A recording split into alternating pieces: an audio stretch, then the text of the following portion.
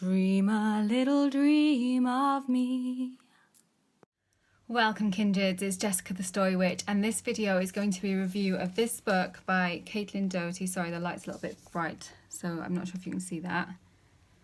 It's a book called From Here to Eternity, Travelling the World to Find the Good Death, and it's by Doughty, who is a US-based author and mortician, and you may have seen her YouTube channel called Ask the Mortician, where she talks about various aspects of death and dying. I hadn't actually come across her until earlier in, I think it was in 2018 actually, early 2018. She has already published another book called Smoke Gets in Your Eyes, which is a memoir of her basically working in the kind of funeral industry and what that means. I haven't read that, but I will definitely be picking it up at some point after having read this book, because I did really enjoy this book. So I'm going to talk a little bit about what's in here, but I'm not going to be too specific, so there won't be any spoilers, because even though it is non-fiction, she's written it in a very easy, accessible style, so it's actually fun to read, and it's got all the good things. It's fun. It's also informative in that she literally does travel around the world, so each chapter is like a different place, and she talks about the death customs, and she visits people who are usually burying their dead, sometimes unburying their dead where they actually kind of take them out of their graves and redress them and before they put them back into their graves, and various different customs in different places. And so yeah, it is literally, like I said, a kind of travel around the world. So it's a really good, informative book. But the way she's written it still feels very light, and it feels very accessible. She does kind of jump around a little bit between places as well. So if there's a kind of pertinent piece of information from another culture, she does drop that in. So even though there are, I'm not sure how many chapters in here. Let's have a look, see if I can find it. She goes to Colorado, Indonesia, Mexico, North Carolina, Spain, Japan, Bolivia, and California. So that's 1, 2, 3, 4, 5, 6, 7, 8, 9 different places. But she does drop in information from the UK, from Switzerland, from Austria. I don't think that was mentioned in there, was there? And yeah, so there's more than just those. You know, she kind of does cross-reference with these other little things as well. So you actually feel you feel like there's a big breadth of information covered here, but it doesn't feel in a dense way at all. There were a few points in the book where I laughed out loud, because there's kind of funny parts, and it's slightly morbid humour, I guess, but not. It's never disrespectful, and that was one of the things that I really loved about this book, is that the way that she talks about the practices from the cultures that she visited is never disrespectful. It is actually very, very moving. And there were quite a few points in the book where I was moved to tears, sometimes from the stories of the people that she was talking about who were grieving their own losses, and sometimes just because of the kind of poignancy of the way that particular culture bonded with their dead, and how they kept that relationship going for a lot longer than we tend to in the Western world. So yeah, there was an awful lot to like about this book, and like I said, I will be checking out her memoir at some point as well, which is called Smoke Gets in Your Eyes. So I'll leave all that kind of information down below. I'm just gonna have a quick look at my notes to see whether I've missed anything straight away of what I said. Oh, the only place that she visited, but she wasn't all that keen, was in Barcelona, where there was a lot of glass involved in the kind of death process. So even though the family spends time with their loved ones, they're kind of behind a glass box, kind of Sleeping Beauty style, or Snow White style, which I thought, yeah, Snow White I think is the one they actually put like in a glass coffin kind of thing, isn't it? If I'm getting my Disney princesses correct. But yeah, even there, you know, she's not. It would have been very easy to have kind of written a book about the death practices in all these different cultures from a kind of, well, we have it right here the way that we do it, and everyone else is kind of like savage in the way they do it, you know, and almost kind of horrific, especially the cultures that are very far removed from our own, like well, quite a few, the cultures where they retain bones, retain skulls, or actually kind of mummify the bodies and then retake out the bodies, like I was saying before, and they kind of carefully clean them and redress them before putting them back into their graves, So it would have been easy to talk about those in a kind of macabre and scary and make it very other. And actually what she does is makes it, she removes that whole thing of other. She is really focused on bringing people together and in what is helpful, it is a political book in that sense, in that she does have an agenda with it. She has set up the Order of the Good Death, which is about kind of reforming death practices in the US, where she's based in Los Angeles. And you do get that she's a fan of close proximity to the dead ones after, to your loved ones after they've died. So it's not a kind of sudden, they're dead and they're removed, often, especially if they've died in hospital, you barely get to glance at the body before it's gone. And it's she believes that it's very hard to kind of come to terms with that when it happens so quickly. And I would agree with that, to be honest. I would. She feels that like kind of the longer you can spend with the body after it's died, with your loved one after they've died, it helps you to be able to come to terms with the fact that your relationship with them is now different. They're no longer with you on this physical plane. So, and kind of having that visceral reminder, and even she encourages, taking part in the care, so perhaps helping to wash and dress the body or brush the hair. It helps you to come to terms with that, So yeah, I found it really fascinating and really motivating as well. And also made me question my own practices, and I love that when I read. I love for my mind to be open to things I didn't know before and to be stretched. And I feel like that this book does that, but in a very kind of kind way. So yeah, I think it was really, really great from that point of view. The only slight thing that's kind of shocked me a little bit in here is that one of the programs that she talks about, which is actually in the United States, is a sort of center for, it's almost like an experimental center where people who donate bodies to medical science, those bodies are kind of left to decompose in a set area, and they are able to use them to kind of experiment on how those bodies break down. And it's useful for people in forensics to be able to kind of see. And they also take the dogs, the dogs who can help to sort of find dead bodies, missing bodies and things like that. And that chapter did make me think, oh my God, what if people use the information in this book to help to kind of decompose bodies faster? And then I thought, what a bonkers idea. I'm sure this information is very readily available already on the internet. If the sort of people who want to hide a dead body are looking for that information, I'm sure that is available already, and that, I needn't worry about it being in here. But that kind of brought up my own prejudice in a way as well, of like bodies being left open, not in a grave at all. That did kind of jar me a little bit and made me think, whoa, and I enjoyed that. I thought that was a really helpful thing for me to kind of shift my own perspective a little bit. So yeah, that was cool. What else have I written down here? Some notes.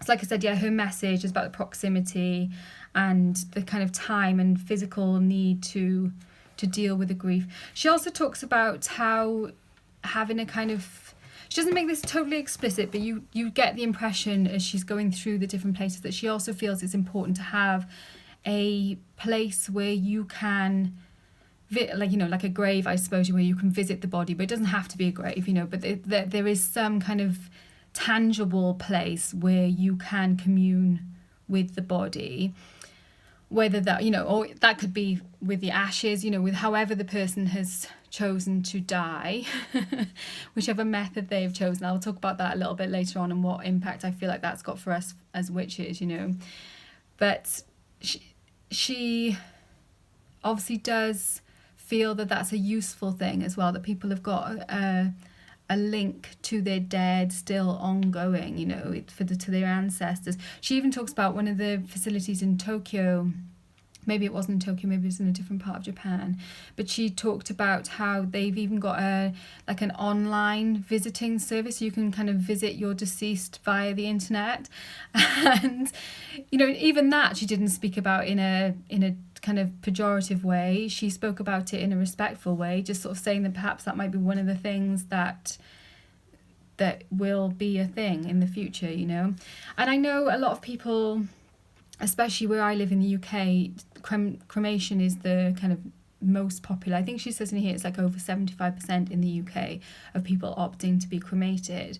And that does vary by kind of, economic status, and also your kind of religious beliefs play into it a little bit as well. So like on my mother's side of the family, cremation is the norm, whereas on my father's side of the family, burial is the norm. And so I've got one cremated grandparent and two grandparents who are in graves, and my cremated grandparent does not have a fixed place where I can go and visit him. So I still feel very much connected with him, but not in the same way as I do to my other grandparents who are in a cemetery that I can actually go and visit, I can take flowers to, I can clean up, So it does feel different. And the sort of reading about it in here helped me to think more about what I want for me, and I'm hoping to speak to my parents. I think both of my parents would choose cremation, but I haven't spoken to them about it, and so it's that's another thing that she's talking about here on the book and in her series that she does on her channel on YouTube as well, that people don't talk about it. It's taboo, death. It's like we don't want to talk about it at all, and I feel that is linked into patriarchy very much so, because it is part of the whole. It's womb and tomb, that anything that is messy and liminal and out of control is not welcome in this constructed society that we have now. So death has to be kind of sanitized and kind of just swept under the carpet, pushed out of the way, so that people don't have to be confronted by it. But actually, by doing that, by removing people from their dead, it makes grief worse. It makes connections. Then you have to grieve, but without the full sense of closure. I don't know if I'm making sense now, or if I'm kind of rambling a little bit, going off kind of topic. But yeah, there was a lot in there that really kind of touched me, and that physical connection to having a grave space or a place which you can go and visit was one of those things. And in one of the stories, and this was quite a big, moment for me as well. In one of the stories, she was talking to one of the people that in all of the places she visits, she has like local guides that she connects with. And one of them that she was speaking to was saying, you probably need about the same time as you do before you get born, like about 9 months to kind of come to terms with that change of state from living to dead. So perhaps 9 months would be a good amount of time to spend with the body before you bury it or cremate it, or whatever it is that you're going to be doing. And I know most people would be horrified by that idea, because we are afraid of dead bodies. We kind of not explicitly talk, because people don't talk about it, but it is kind of in the collective consciousness that there's somehow, when somebody has died, the body's kind of dangerous, or it could be disease, and it needs to be sanitized.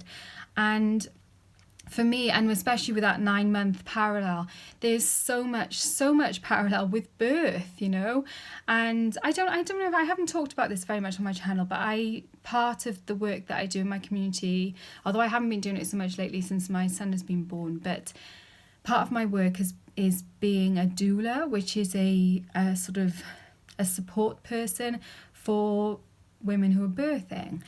And, it's not a medical role at all. It is literally a kind of space holding, supportive role. And I found, it's the sort of thing people are like, well, why would you need that? You've got your midwife potentially, or you've got your doctor and perhaps your partner. And yet having somebody who knows the drill, who knows birth and who is kind of experienced in being in that space when things are being brought from one form of being to another, actually is really, really helpful. And women who have had births with doulas present report, much less pain, feeling much more confident and in tune with their bodies and things like that. So it's an important thing, and I feel like that is kind of what Caitlin's talking about in this book, where she's almost talking about death doulaing is a thing now. There are people, often they're birth doulas as well, who offer their services as death doulas. It's basically somebody kind of holding space for the family and helping them through that difficult time. And especially when it's a child who's died, or perhaps a baby that has died, we as doulas in the doula community, we know that for the parents, having time to grieve that child with the child present is really, really, it really makes a difference to their grieving process. So now there are even things like cold cribs or butterfly cribs or whatever they want to call them, in hospitals now, where if a child is stillborn, they can be in the crib and the parents can stay there for a few days even, and have photographs, and things like that. And some people hate this. They get really freaked out by it, and they're like, oh, why would you want a photo of a dead baby? And it's like, it's because it's your baby. It's just because somebody has died doesn't stop you from loving them. And so sorry, not very cool to get overly emotional. Obviously it is a very emotional topic. Birth and death, those kind of liminal crossover points, are really emotive topics.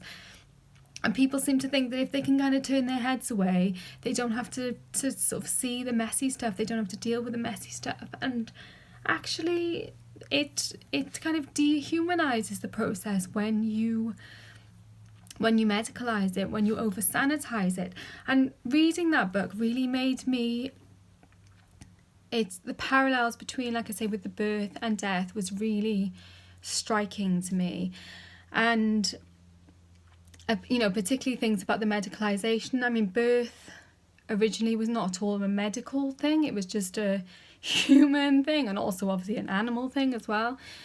And then it became a very medicalized thing. So like most people in Western countries now will go to hospital to have a baby. And it's only in the recent few decades where people have been like, well, why am I going to hospital? And kind of really assessing, like sometimes there's a real, it makes sense to go to hospital if a person is particularly high risk, or if there's, the possibility of potential complications. But often, that comes at a price as well. So being in a kind of very sanitized, medicalized environment does not feel the same as having a baby in the comfort of your own home, So it's, like I say, the parallels between those two things was really, really striking. And also the kind of male control of those traditionally female spaces was really interesting for me as well. And, she does bring up a little bit of that in the book, but she doesn't sort of hammer it home or anything. It's not a feminist book, not an overtly feminist book anyway, but like I said, it is political in that it is challenging our views around death. So she does write something really lovely, actually. Let me grab it back again, about a holding space. Let me read that. I'll try and read it without crying. This is in the epilogue. At almost any location in any major city on earth, you are likely standing on thousands of bodies. These bodies represent a history that exists, often unknown, beneath our feet. While a new Crossrail station was being dug in London in 2015, 3,500 bodies were excavated from a 16th and 17th century cemetery under Liverpool Street, including a burial pit from the Great Plague of 1665. To cremate bodies, we've burned fossil fuel, thus named because it is made of decomposed dead organisms. Plants grow from the decayed matter of former plants. The pages of this book are made from the pulp of raw wood from a tree felled in its prime. All that surrounds us comes from death, every part of every city and every part of every person. I thought that was so powerful. That wasn't actually the holding space bit, but that is coming in the next couple of pages. And I think I've I know I have talked about this before on the channel, is that I am not fascinated by morbidity, but I just feel like being aware of our own mortality is actually healthy. I don't think it's healthy to kind of push that down, push it into shadow. I think it forces is perhaps the wrong word, but you live more fully when you realise that it is not forever.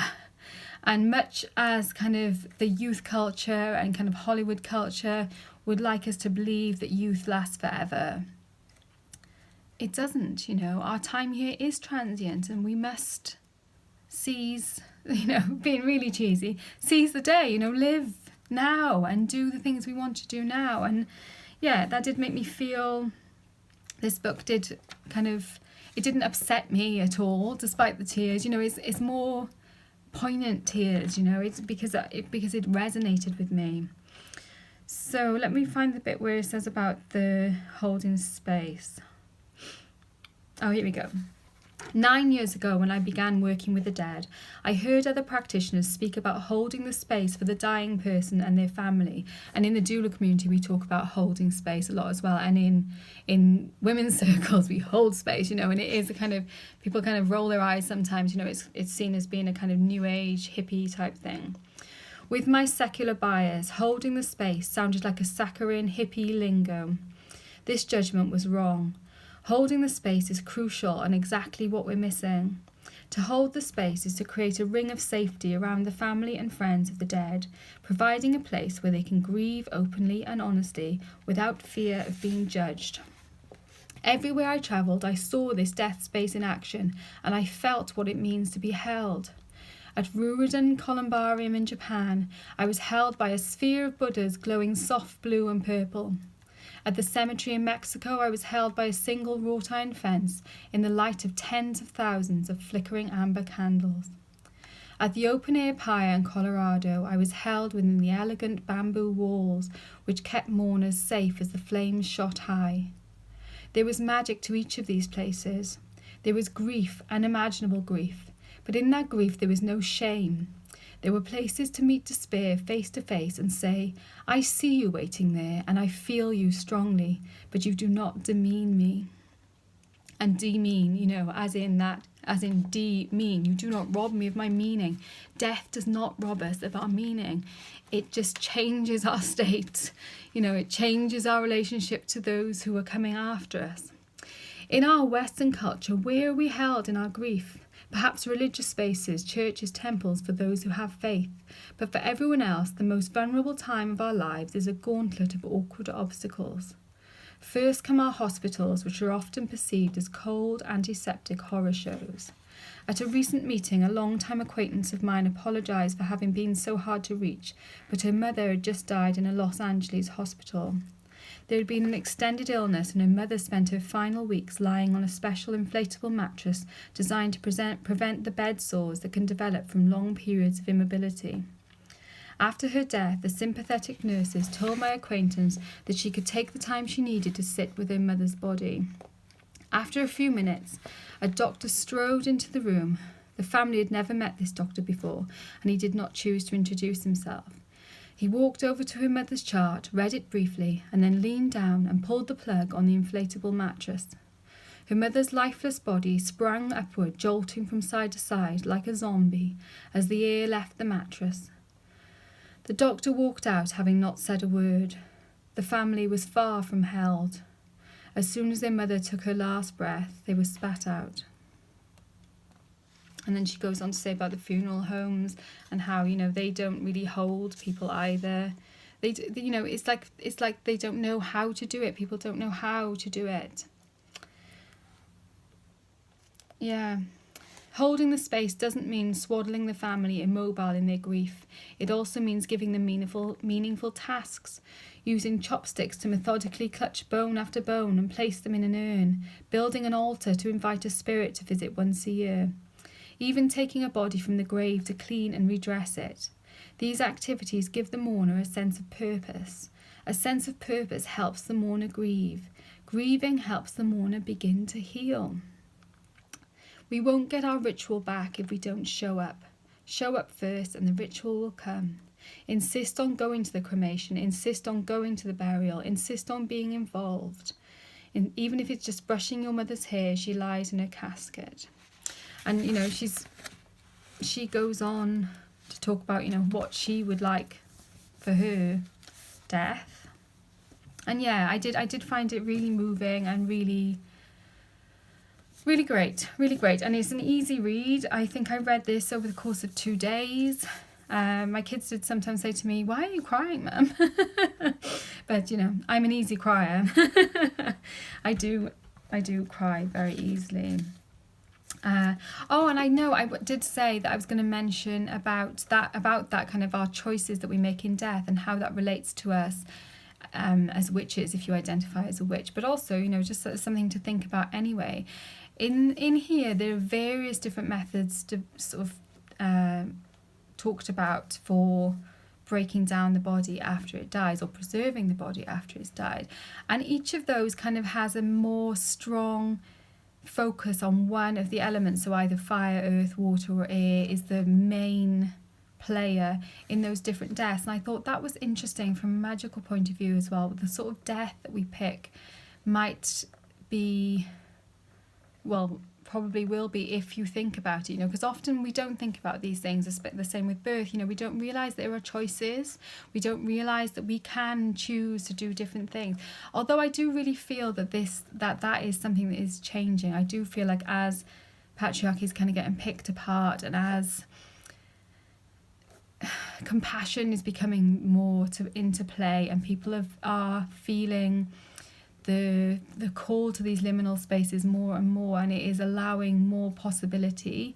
And I think that there will be more choices coming in the future, and whether we choose a kind of a fire, a cremation perhaps, you know, if we want fire to be the main element that takes us after we die, or you know, if we want to be mummified, and air perhaps, you know, kind of dry air would be the method.